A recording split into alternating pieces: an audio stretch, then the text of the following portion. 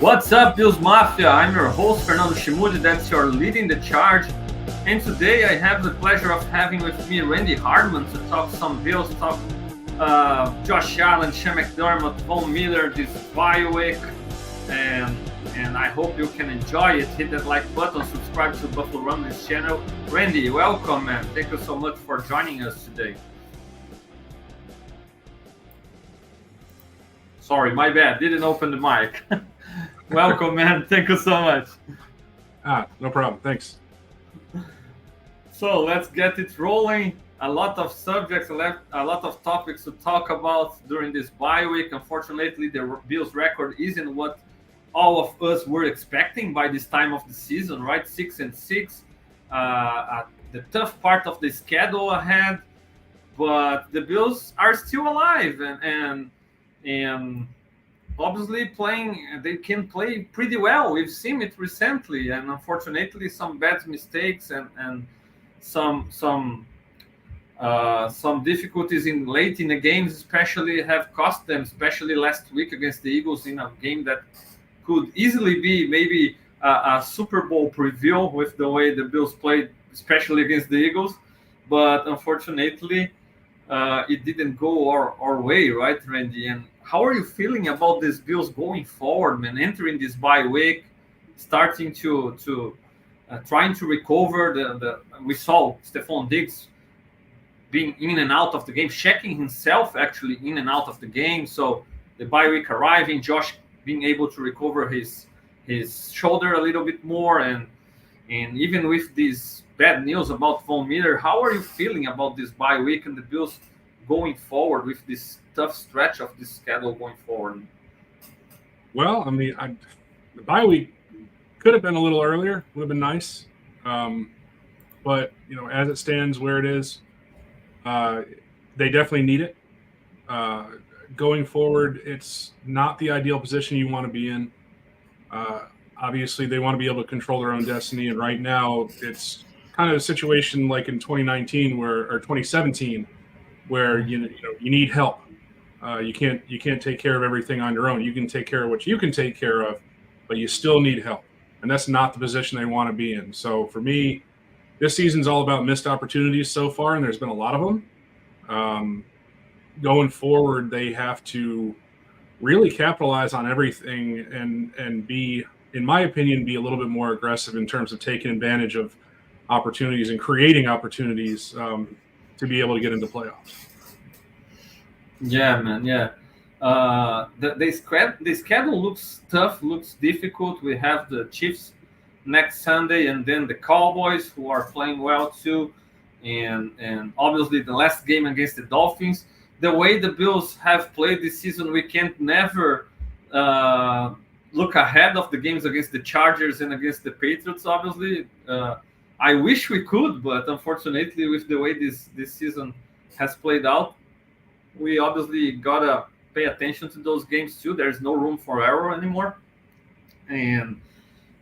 but I feel like they've played some great football, man. I think I wasn't in favor of firing Dorsey. I thought like the offense could get better again moving forward with Dorsey at the helm, as long as the defense started to play a little bit better, as soon as the special teams could play a little bit better.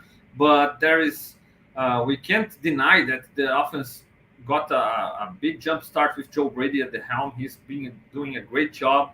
They've played really well since he took over, and even the defense with all the injuries, and a lot of people were like, "Oh, this defense is in trouble because of all the injuries." And I was always like thinking they can still play good football because they have a lot of pieces still, and McDermott is a defensive head coach and is a pretty good defensive coordinator in my opinion. So, and they have played well, at least for early stretches of some games. So the team looks competitive. It looks like they're playing really well, but on the other hand, you have a tough schedule, and I don't know, man, how confident I can feel about this team making the playoffs or not. Because if you look on one hand, their opponents, not in the schedule opponents, but their opponents for a wild card spot they aren't the most scary teams, especially missing quarterbacks and missing important pieces. But on the other hand, our schedule is tough. So how do you balance that? How do you tell Bills fans to, okay, prepare yourselves because a rebound season is coming, or how do you are like pump on the brakes because it's still gonna be difficult?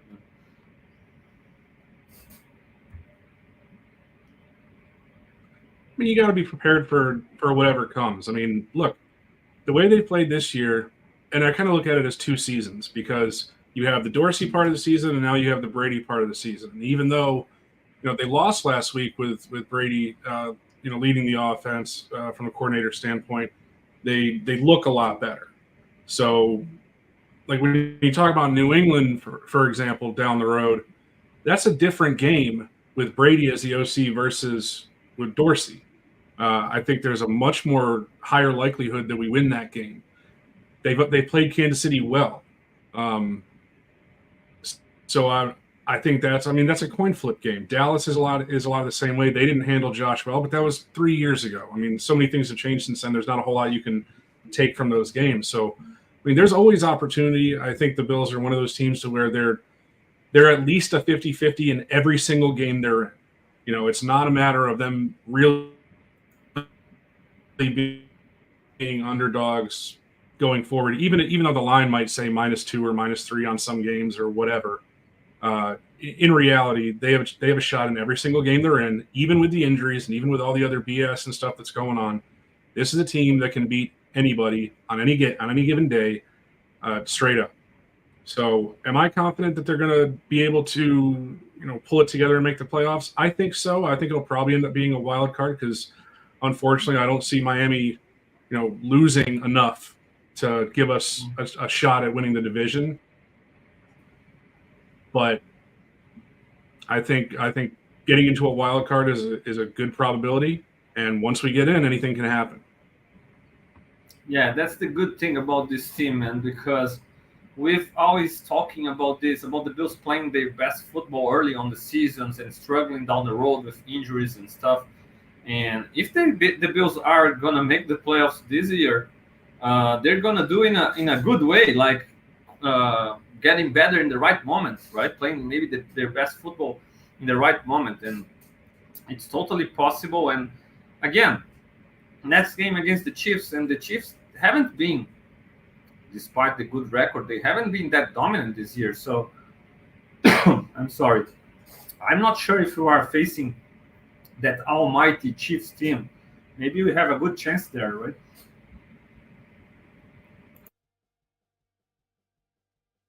I mean, their defense has significantly improved, statistically over the past couple of years. So there's that factor. Like, yeah, they may not be explosive offensively, but also their defense has gotten significantly better. So there's a balance that you have to take into account. I still think at the end of the day, it's two teams that are very evenly matched and they play each other well. So it's probably going to be a final possession type of game. I don't anticipate it being lopsided one way or the other. I know a couple years ago when we beat Kansas City, there was a couple. We'll say there was a couple plays that we made that were advantageous for us. So I think a lot of people got a false sense of security when playing Kansas City, and then we had the divisional game, and it kind of fell back to. So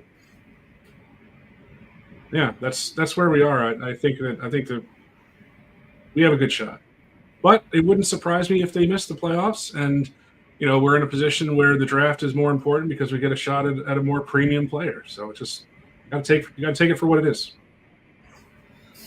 Yeah, no doubt, no doubt. And thinking about Sean McDermott, man, because right after the game, I can't lie, man, and I've been pretty critical of McDermott recently, and I was done, man, because I really can't take it anymore to see Josh Allen on the sidelines, few minutes to go. Guy has done his job, like sometimes more than us, put the team ahead, and watching his defense to fold down the stretch and lose the games uh, late in the games, man. And I really can't take it anymore, So I've been pretty critical of Coach McDermott about, man, it doesn't matter if you are a great defensive coordinator, you can elevate the level of your defense, play great football for 3 quarters, even 4 quarters, but if in the clutch moments of the game, last few drives, you you basically give people three points, three points like out of the start of the drive. Like, no, we're gonna play full prevent, move downfield as you wish, and I'm too worried about not allowing a touchdown, and then allowing people to tie games, go to overtime, not be aggressive enough to try to give your franchise quarterback during 20 seconds a chance to move downfield. I was totally mad. I'm still a little bit mad at him, but I can understand the people who are like, no, let's take it easy, especially the ownership, because it's easier as fans of the team to want to be aggressive, right? But if you're an on team owner and you have all the financial side of the field of this situation, and if you take into consideration all McDermott's record, even looking at all big leagues, he's one of the winningest coaches in all big leagues in major American sports. So I can understand giving him. He might deserve a chance to prove himself, to show that he can make the necessary changes, and he made it with Dorsey. But now it's more difficult because he gotta change himself. He gotta rethink about himself. He can't fire the defensive coordinator anymore, right? So how are you feeling about McDermott? Because for me, man, I don't believe Pegula will fire him in the end of the year, even if the Bills implodes and lose out. And I don't know. The only way I see the Bills firing McDermott is if it comes from their leaders, like Josh Allen can't stand the guy anymore and say something to Pegula himself, or but otherwise I don't see it, because McDermott has done enough to deserve this second chance after one bad season or one difficult season. But how do you feel about McDermott being able to rethink about his ways, rethink about how he acts late in games with his defense, how he calls his defense on game winning or defending game winning drives? How confident are you that McDermott can really change himself, improve in those areas? Because I've been waiting for it since the 13 seconds, and I haven't seen it, man. I don't know if I can be really confident he can change more. How do you feel about that, Randy?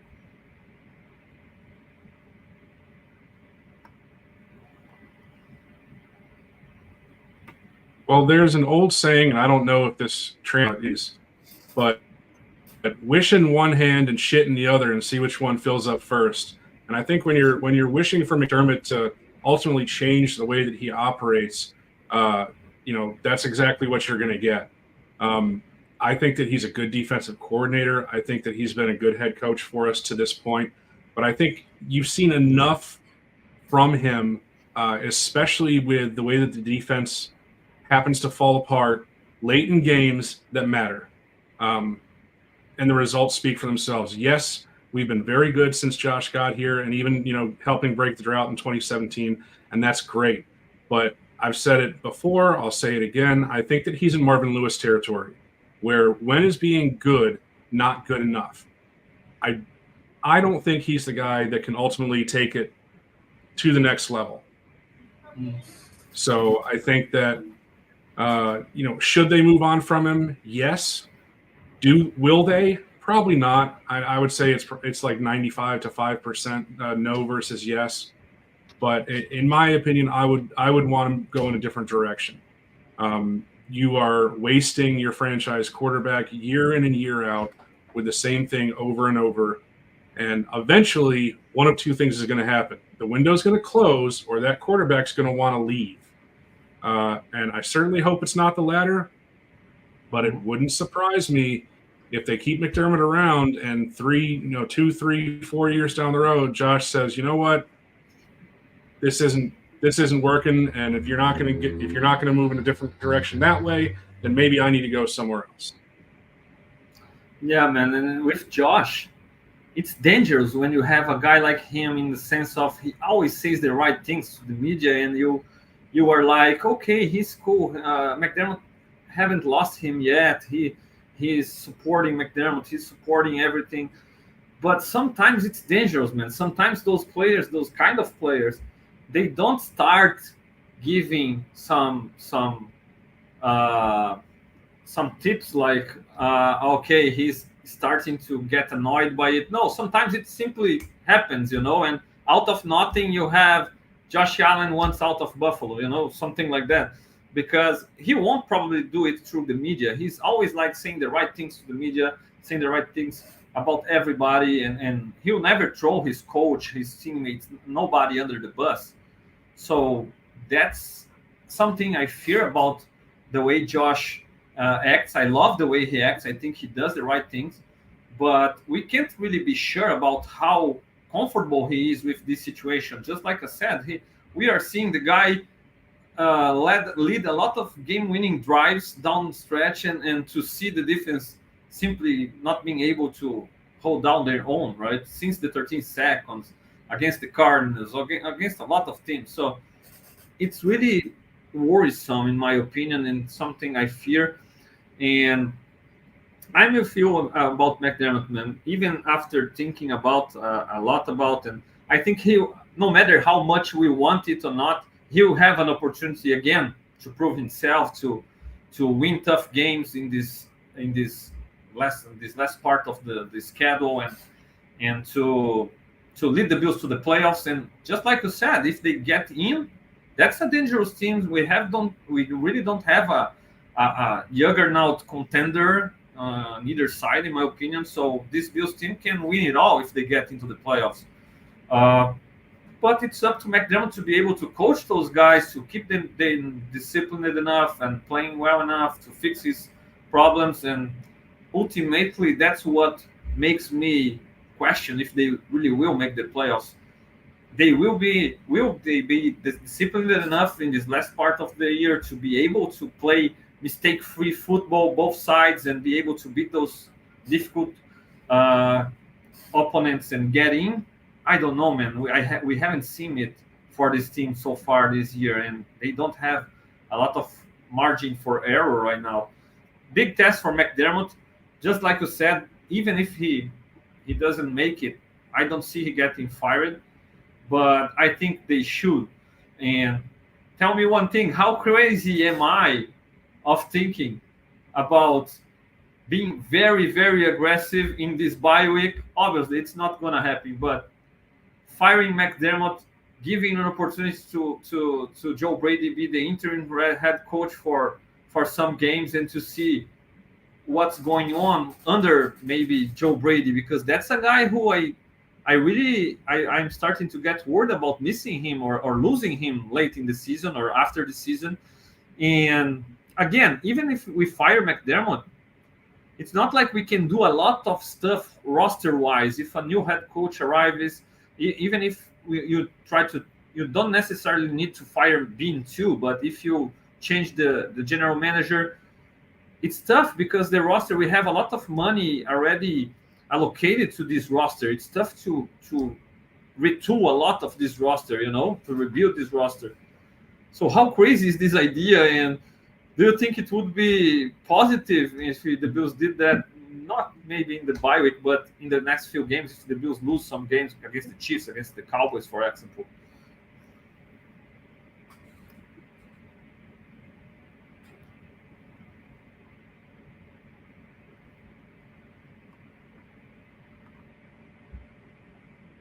Yeah, I mean, I don't anticipate change from the head coaching position, but after the season, and again, we got to remember that it's not up to Brandon Bean. Both of them have direct line to Terry Pagula, and he's also moved to save his job or anything like that. And not that his job necessarily should be in question. I think out of the two of them, Bean should be the safer of them. So really, it's going to come down to Terry Pagula and what he thinks, where he thinks the franchise is at this point under McDermott, under Brandon Bean. Should he move on from one or both of them? I think the better move is to keep Brandon Beane and move on to a different head coach. But again, I don't know if Pagula is there yet. No matter how they finish, whether they anything short of a Super Bowl. Obviously a deep playoff run is going to change his perspective. Um, but where it sits right now, even accounting for the injuries, I mean 6-6, there was a lot of missed opportunity in this season, and then there's allocation of assets on defense, and the whole Von Miller thing and how that hasn't worked out at all the way that anybody has hoped. There's a lot of questions to be answered going forward this season and the off season and next year too. So a lot of decisions will be made. I don't think Joe Brady has earned even an interim head coaching job, much less an actual head coaching job. I think your better bet is to leave him in the position that he's in, give him a full offseason with Josh as the offensive coordinator, and kind of revamp your approach there. Defensive coordinator, I know that there's Bobby Babich waiting in the wings. There's Al Holcomb waiting in the wings. So maybe taking that off McDermott's plate would be better going forward next year. But, I still think that there are certain things that McDermott does in a game-in, game-out basis that he just, as much as he tries to self-scout, he just can't change certain tendencies.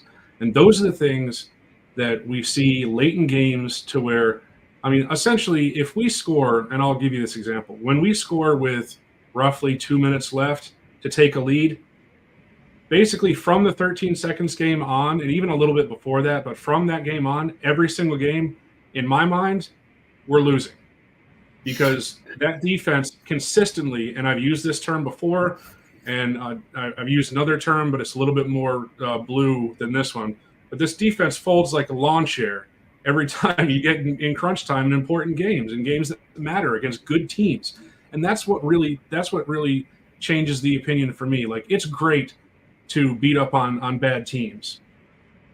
Any good team should be able to beat up on the mediocre and bad teams. And we've done a great job of that in the last 4 years. What we haven't done a great job of is, and I think that's a direct line to the head coach and his just general.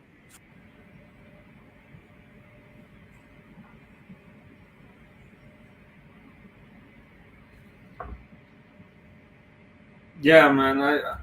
I really can't understand how he. I don't know if you got all that. There's He been really a issue. can't understand how yeah, it was a little bit laggy, but I really can't understand how he changes his approach down the line in clutch situations. Like I couldn't stand giving. He basically handed 3 points to the Eagles. Like, no, move downfield, and it wouldn't be even easier if not by Kelsey's penalties, right?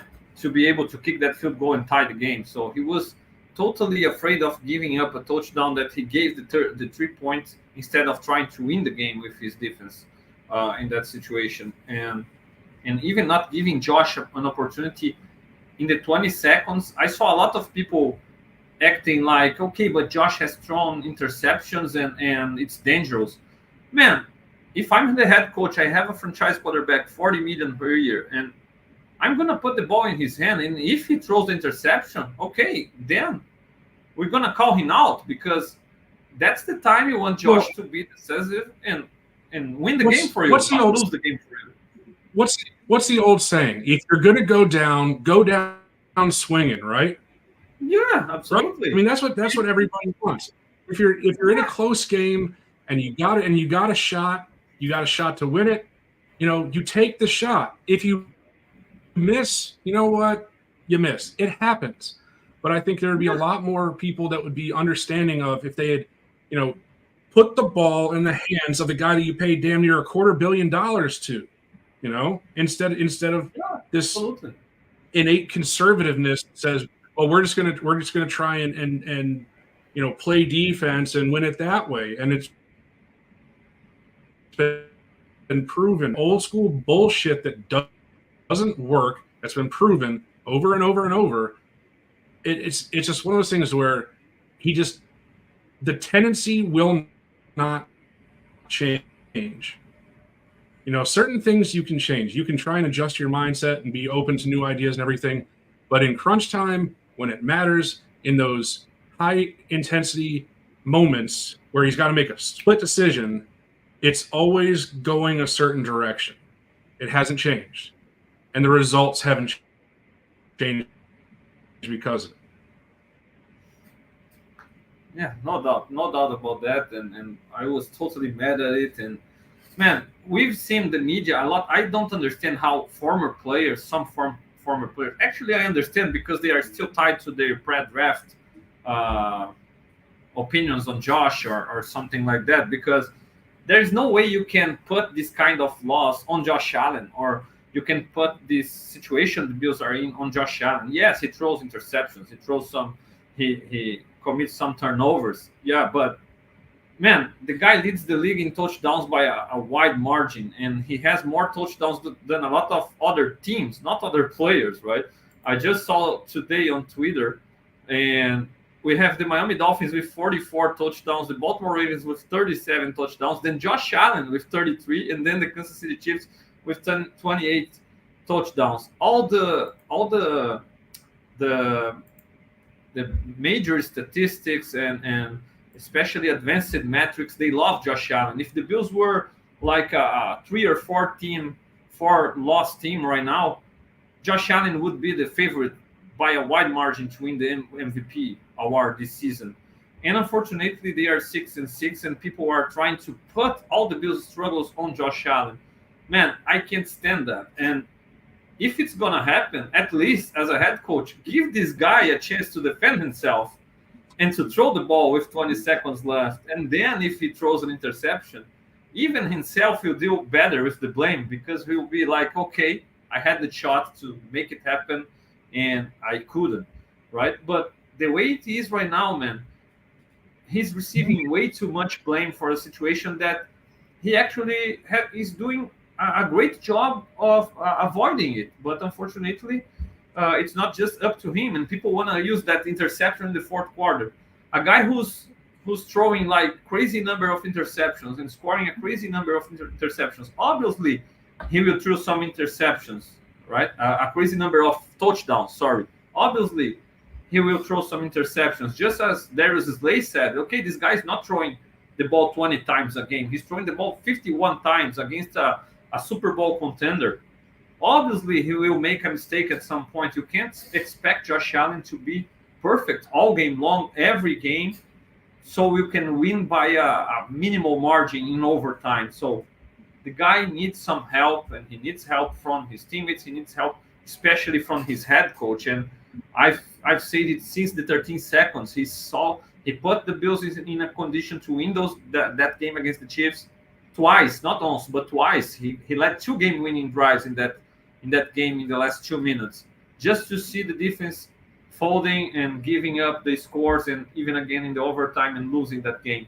And this has happened more than once. It has happened a lot of times, and that's why it's so difficult to keep understanding, keep on McDermott's side, But yet again, he will have another opportunity. So time will tell, man. But I don't know. I feel like we can't allow it to happen way more, or we have the risk of dealing with Josh Allen asking out at some point, just like you pointed out before. And I really believe it can happen if he doesn't see a change of mindset from his head coach first, and then from the ownership not doing anything to change these things. Diggs has voiced this already last year after the Bengals. Oh, it's always the same. It's always the same. And we don't see Diggs saying anything anymore. The last interview, he was like, will it change if I tell you I don't like it? It won't change. I will be a professional and do my job. So this message really tells me a lot about how this locker room is right now.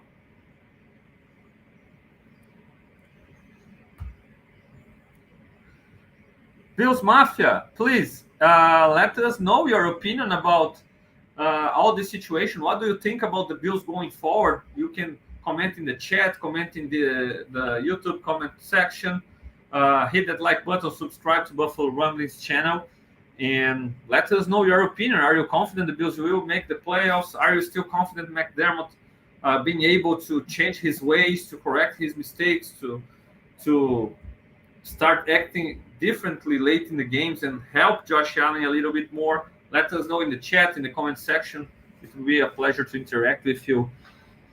Randy, so Josh Allen playing an MVP-like season. How do you feel about what can change? Man, in one of these comments today on Twitter about his numbers, the crazy high numbers of touchdowns compared even to other teams, there was one guy saying, look, he's the MVP because despite all his touchdowns, his team is 6-6.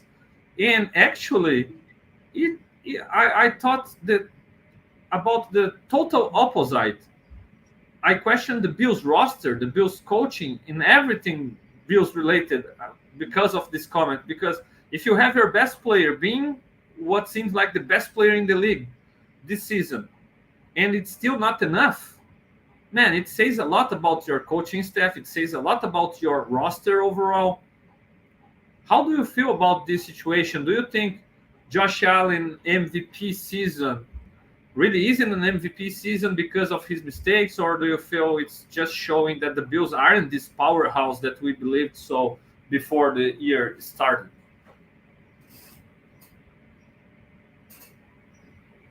It shows that we're a flawed team, is what it shows.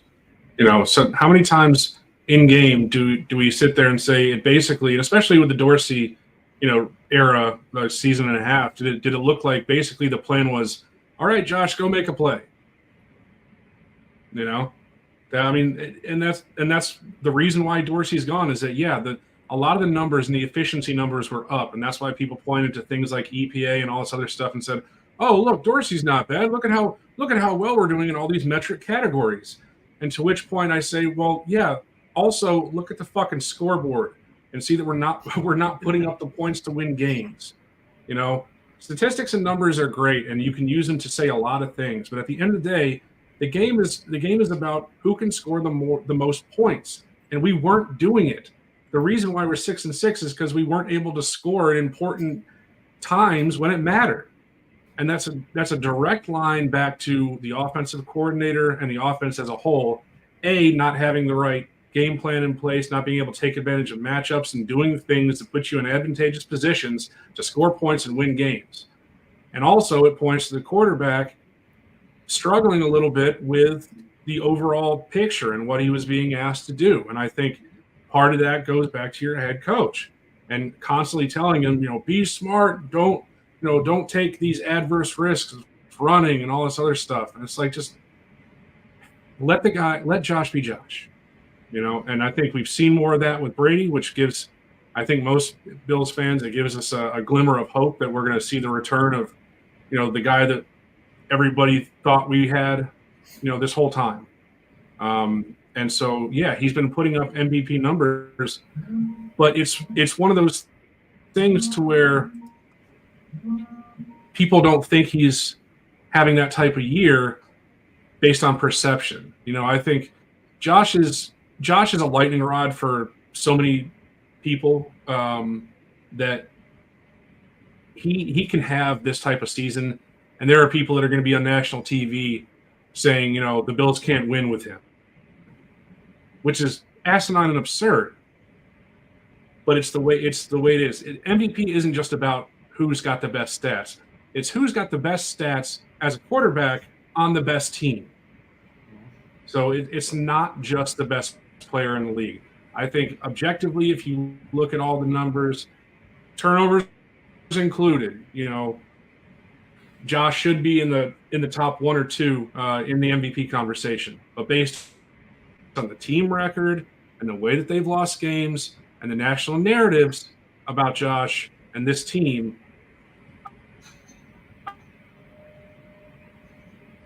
I don't think he's in the top 10 right now. Awesome. Okay. We have a comment here about Josh Allen is the next John Elway, about Trey White and Vaughn got hurt. I don't know what people want Bean to do. It's bad luck. Those are two transcendent talent that will be back next year. Man, not so sure, right? Especially with Vaughn's situation right now, but especially to a White, okay, he's still a good player, great player, but we just added Rasul Douglas, who has played great to his play. So I really feel like the defense still has enough to play well, even without Trey. Vaughn, on the other side, is trying to get back from a major injury, and sometimes it takes time, right? And he's also aging, so you never know if we've seen. Probably we've seen the best of Von Miller already in the past, and he won't be able to play at a great dominant level anymore. We don't know. It's not just his age, but also getting back from a difficult injury. Still, those this defense had a lot of investment through the years, and again, Russell Douglas just arrived. You added Joseph to help you at defensive tackle. Daquan Jones is actually the best player of this trio, in my opinion, right now, between Trey, Vaughn, and Daquan Jones. And he's even more missed than Trey and Vaughn right now. But still, you have Joseph, you have Douglas. We have some pieces to work with. And I think McDermott has been able to do a good job with this defense, actually. The problem is not the piece. It's not about the pieces. It's not about the schemes not being good. It's about his play calling and his mindset to close out games. I think it's pretty clear with McDermott in his defense. They are able to play well against good offenses, but can they close out games? And we've seen year after year that they haven't been so. It's difficult because you change the players, you change the defenses, you fire Leslie Frazier, but the result is still the same. I don't know about you, Randy, but I don't take this kind of skills anymore for this defense, man. Yeah, I mean, and going back to the point from the comment about, those guys getting hurt. Yeah, injuries are part of the game, so you have to overcome and move on from those. But also, those two specific players point to another issue of asset allocation and risk management. And talking about Vaughn's legal issue, I'm talking about his health. He was performing for the part of the season before he got hurt, but the risk assessment that you take in a guy that's had those major injuries previously and giving them that type of deal and that type of guaranteed money, it is a major risk. And right now, what we're seeing is that the return on investment for that major risk has not been advantageous for the Bills. It's been great for Von Miller's pocket, but it hasn't been great for us. We've got a half season out of him, and now we've got this pending legal issue to deal with and all the repercussions from that. Trey White, you signed him to a good deal, and then he got hurt, so that's a different story. And they've done their best to try and back up that position. Now, they swung and missed on Elam, apparently. They hit on Benford, and they made a great trade for Rasul Douglas at the trade deadline. So that loss has been minimized by the moves that Bean has made to make up for originally losing Trey. So I don't look at that as much. Yeah, it does matter a little bit, but the overarching issue, as you alluded to, is the defense led by Sean McDermott. And I think, going forward, as far as Bean is concerned and surrounding, I know we kind of jumped around a little bit, but adding talent for Josh, I think you'll kind of see this offseason who has a little bit more sway, because I know a lot of people want to add a receiver, and I do too. I want to add two of them, actually. But I am under the impression that it will not be early. Just trying to, not no inside information or anything. I don't want to give that impression, but just based on my feelings and the way that I view, this team's philosophy and drafting process, I just don't see it as something that's going to make its way into the first round unless there's just an undeniable option available. And we're talking going big time option, not pick your favorite wide receiver. Sorry for interrupting you, but even going farther, man, I expect Gabe Davis to be back in a cheap contract, because he's going to be a free agent in a year that the draft class is loaded with wide receivers prospects. So in the last offseason, we didn't see any wide receivers getting the bag, right? We saw DJ Chark, Paris Campbell, those guys signing very cheap deals. I think if Gabe Davis checked the market and nobody overpays for him, what I think is a lock right now with the season he has had so far, only if he changes in the second part of the season. But the way it's gone so far, man, I see Brandon Bean and McDermott bringing him back for a reasonable deal, and moving on with him. That's what I expect from them, even though I really don't want it to happen. But that's what I see happening with the Bills in the offseason regarding wide receivers.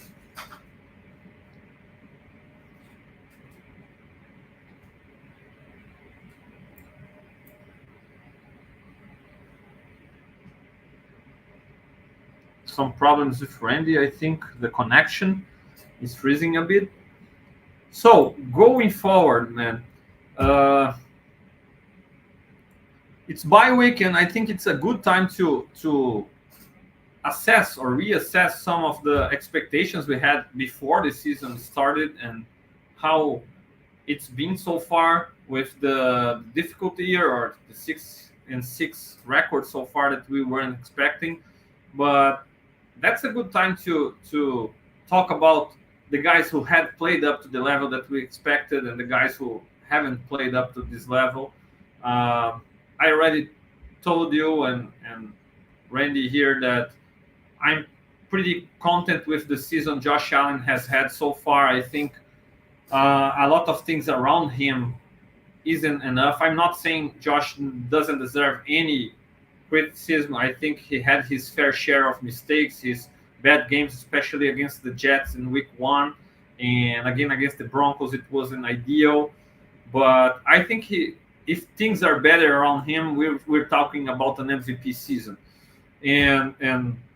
But around him, that's my big time question, because I never felt like the Bills had a great roster overall, especially on the offensive side of the ball. I think the defense was great.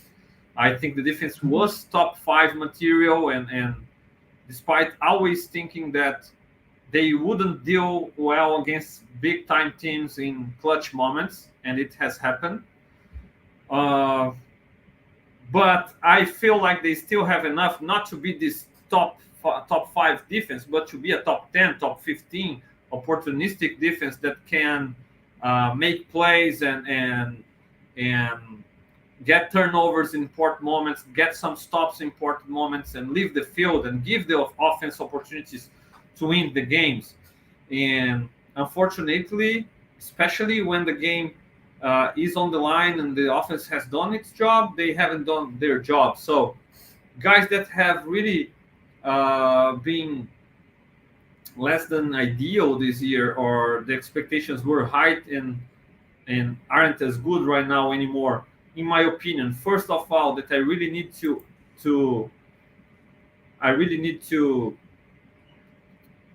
add is Kaiir Elam. Kaiir Elam, man, we really needed him to play at a great level this year. A first-round pick, we traded up for him, and just like Randy said previously, thankfully Benford has been an awesome find late in the draft and has played in a great level, and it has minimized the lack of impact that we've seen from Kaiir Elam.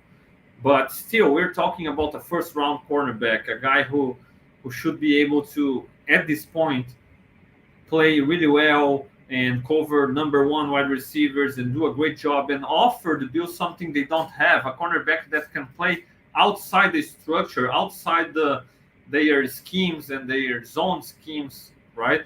And man up some of the best wide receivers in the league and held his own. Unfortunately, Kaiir hasn't become this guy, and I think it's something that this team misses, because we still have to play all the time those zone coverages and trust communication between the defensive backs, trust smarts, trust physicality, tackling, but you don't have those guys that can man up some of the best receivers, run with them, and make plays.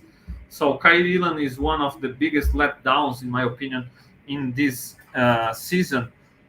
Randy, in your opinion, who's the guy who's the biggest letdown in this defensive side of the ball this year that you expected the most, and unfortunately, it's being nowhere near close this kind of level?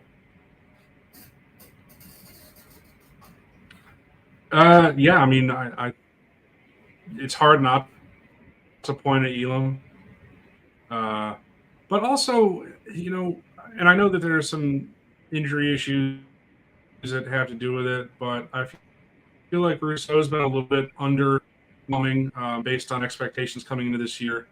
And also the safeties. I mean, we've seen both Poyer and Hyde give up some pretty big plays. Them being back and healthy this year, I know a lot of people were expecting them to really, lock down that back end of the defense, and it hasn't been what it was in previous years. Now, a lot of that could be signs of aging. I know I felt like Poyer should have been, should have walked after this past year, and but they brought him back, and that's fine. But this should be it for him.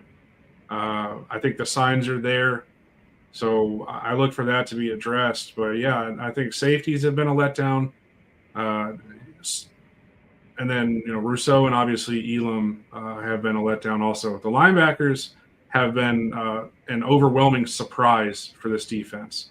I was not high on this linebacker group, Sans Milano, going into the season, and they've really overperformed. So good My guy moves there Bernard. in retrospect. Yeah, your guy Bernard, you got it. But the rest of them, and Epinesa has been good too. And Leonard Floyd, they both. I think it's easy to miss, but I mean this defense is on pace, either on pace or already over the 40 sack threshold. So a lot of people chime back to the old the cold front days, with the four guys and 40 sacks. But I mean, we're in that territory right now, but it sure doesn't feel like it, right? Mm-hmm. Yeah, for sure. Yeah, man, I'm really happy with Bernard, and he's been better than I expected. I expected him to do a good job, to be able to feel that middle linebacker and start to grow, right? But to be able to transition so fast, and the way he already is totally in command. You see, like he calling a play, and against the Eagles, for example, Hurts changing the play in the line of scrimmage, and Bernard quickly changed the play on the defense side of the ball too, and was pointing out to his teammates, and being sure that everybody was in position. It was a thing of beauty, a thing that we, even with Edmonds for so many years in the command of this defense, we didn't really see it happening. So it was really cool to see how Bernard has been able to so quickly become this kind of linebacker, and I really wish we could have seen more with him and Milano together, because that was up there with the best linebacker duels in the NFL this year. Unfortunately, we couldn't see more from them together, and hopefully we can see more of them together next year. And with Rousseau, I think it's fair right now to start questioning about his health issues, right, Randy? Because again, he had some stretches where he looked really good, improved, and the guy we needed him to be. But then again, injuries and not missing time, but he's playing injured, and it slows him down, and he isn't really that impact player you need him to be. So it started to worry me about him. Will we ever be? Will we ever see Rousseau fully healthy, playing healthy all season long? I don't know. I think it's a fair question to be asked right now. Yeah, I think it's at the end of the year, you're probably going to find out that he played hobbled basically all year. Um, so you're probably not going to see him. And as his comment addressed, he's got a broken bone in his foot. So he's been on the mend for a while, and that's one of those things to where it's gonna take time. So hopefully, he's rested up and available for this final run of the season to where he's going to be fully healthy. But with those type of injuries, it's not something that I expect to see a 100% Rousseau until next year. But if he can be impactful at 70%, 80%, that's great. We've been getting great production out of Floyd and Epineza and Oliver. It's just a matter of the other guys being able to kind of fill in the gaps. Yeah, and Oliver is another one, right? I think the guy, just like I single out Elan in the negative side, obviously Bernard would be the guy I would like to single out on the positive side. But Ed Oliver, he talked about outplaying his contract, and he has done that. It's been really good to see. And even without Daquan Jones, he's been able to play really well. It's really promising with the way the Bills locked him up to the next few seasons to be able to see Ed Oliver playing at this level. And again, we have a question here or a comment about Epineza, right? Let me find it here. So, do you think the Bills go after another great pass rusher this offseason? I like Epineza, but I think he's more a complementary pass rusher, not a lead pass rusher. And yeah, Epineza isn't that every down guy, right? He's played better, but I still don't feel confident having him as a starter. I think Leonard Floyd has played great football, and the Bills probably should do whatever they want. Obviously, not overpaying, but they should try hard to keep him going forward because he's played really, really well.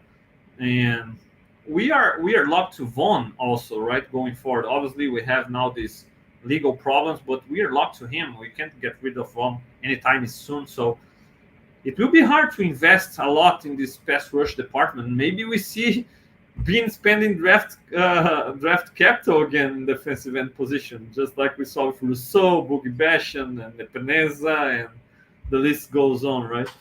Yeah, that's kind of the worst case scenario, isn't it? Passing on adding weapons for Josh in favor of more defensive help. More defensive help, more pass rush, more defensive tackles, more corners. Yeah. For a defensive guru, how many first and second round picks does this guy need to get his defense in a position to where they're over the hump? I mean, it's one of my huge frustrations, and I know that they spent a first on Dalton Kincaid this past year, and they traded a first for Diggs. I get all that. Finally, right? Finally, they did it. It's so frustrating. Time, right? Yeah, finally. It's really frustrating that they keep on allocating all these high-end resources, and honestly, as bad as the situation is, the Von Miller situation is, it's almost best case scenario if we can move on from him without any financial repercussions, to where we don't absorb any sort of cap hit or anything. I mean, if he's going 35 years old, coming off another major injury where he's not impactful for the season, it's almost better if we can get away from him without getting hit on the cap or any other financial obligation, and being able to re-sign Epinesa to a mid-level deal and re-sign Leonard Floyd to a decent 2 or 3 year deal, and then go look in free agency and maybe in the mid rounds of the draft, second, third, fourth round in the draft, picking up a defensive end that you really like. To me, with an aging roster that's negative $29 million going into next year before they pull any levers, it's better to be able to do that versus keep Vaughn and then, lose AJ, or expend more resources on AJ and Floyd when you really don't have that much money to begin with, and you still need to add weapons for Josh Allen and look down the road at both tackle spots, both wide receiver spots, slot receiver. I mean, it's easy to get caught up in the moment and say, well, we need this year. Look down the road. You have Dawkins and Spencer Brown coming to the end of their contracts. Gabe Davis is at the end of his contract. You don't have a solid answer, with Deontay Hardy. So you hope that Khalil Shakir is the answer there. He's going to be going into year 3 next year. He's on a 4-year deal. So you don't have a long-term answer there. There's a lot of questions. Mitch Morse is coming to the end of his deal. And we're talking about spending more and more and more on defense when we've got holes galore on the horizon on the offense, and a franchise quarterback who's basically going to be doing it all himself. Yeah. Again, figure it out, Josh. Carry the team, Josh. Yeah. Right? So, what do you need weapons for when we can just go put the whole thing on your back? Yeah. make Robert Foster become a top-notch weapon, Josh. So this kind of Yeah. stuff is it's what really makes me crazy.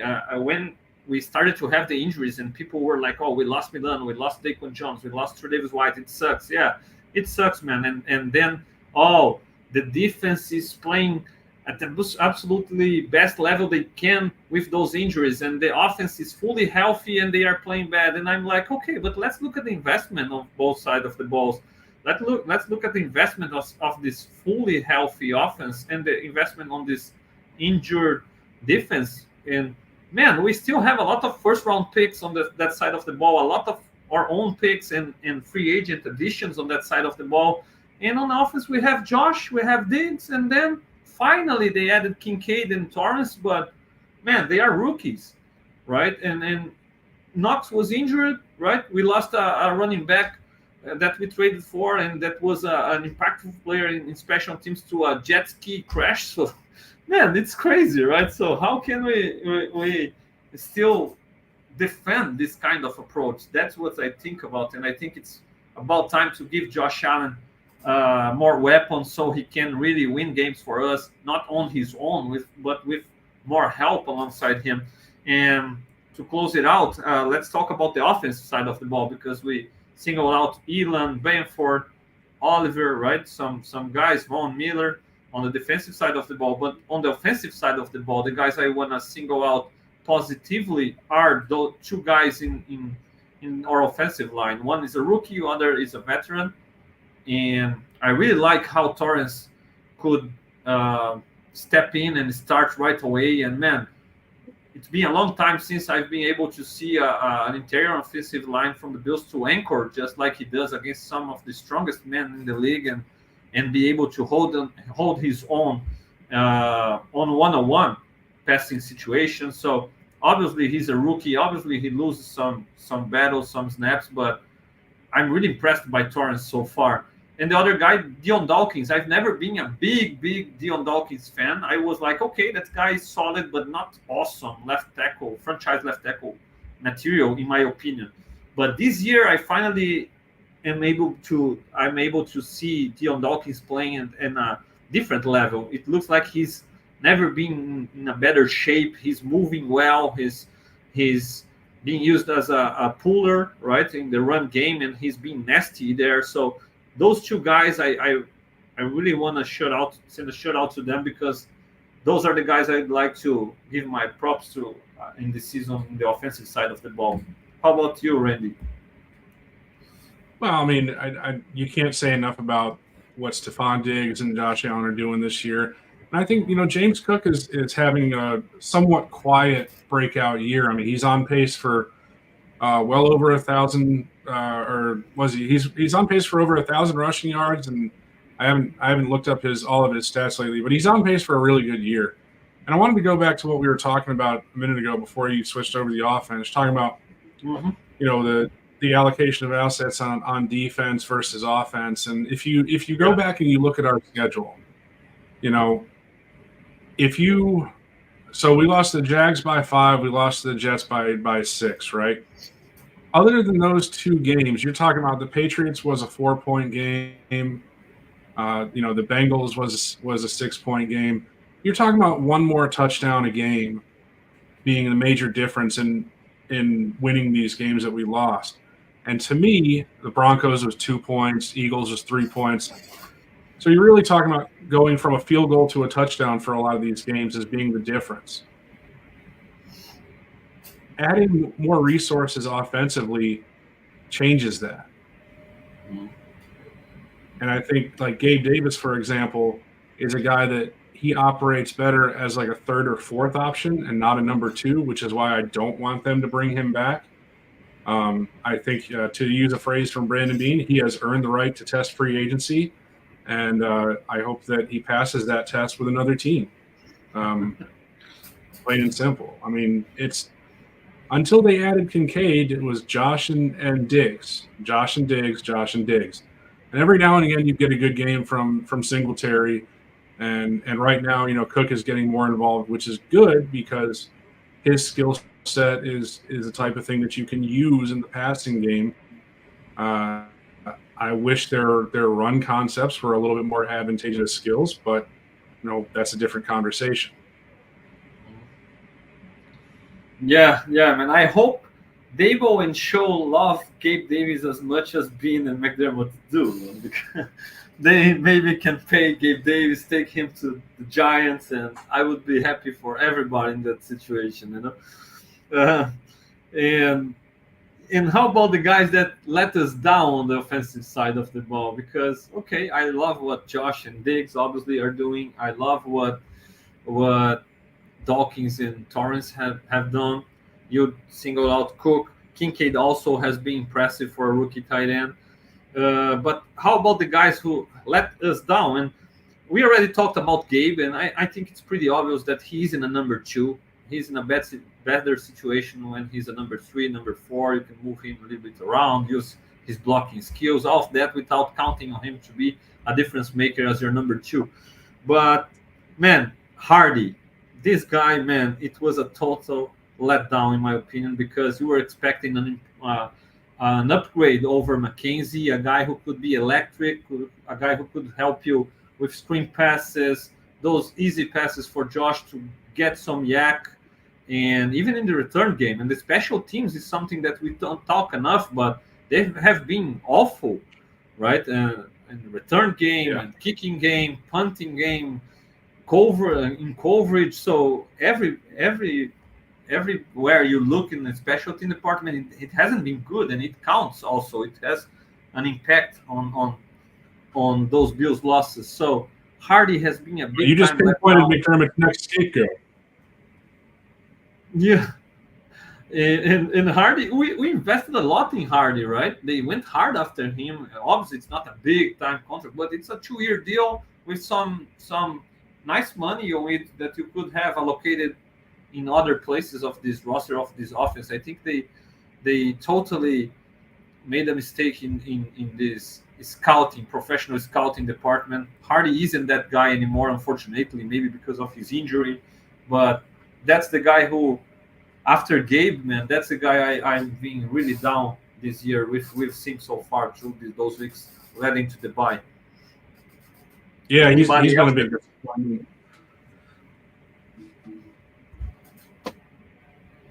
Anybody else that you would like to single out negatively on the offense? Closing comments so that we can close this out.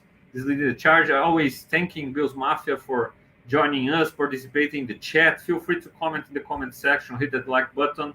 This episode is also available on Spotify,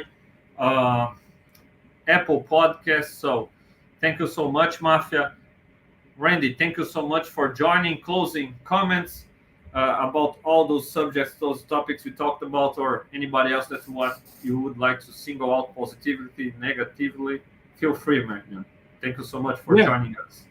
I appreciate it. No, I mean, I think it'll be a real interesting close of the season, down the stretch, and especially the off season going into the draft and everything this year. There's going to be a lot of eyes on One Bills Drive and what's going on there, both in a positive and a negative sense. I think we're going to have a lot to talk about for the next 8 months, basically, up until kickoff next year, whether it's good or bad. So.